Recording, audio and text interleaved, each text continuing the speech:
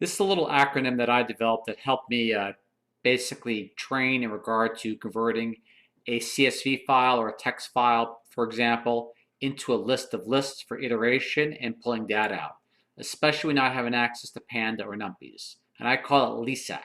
LISSAC simply means we list per se, and then we iterate through, then we strip, split, then append, and for good file maintenance, then we close.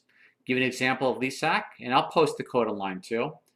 For example, we take the CSV file here, all right, and then we go boom, and you notice a list of lists.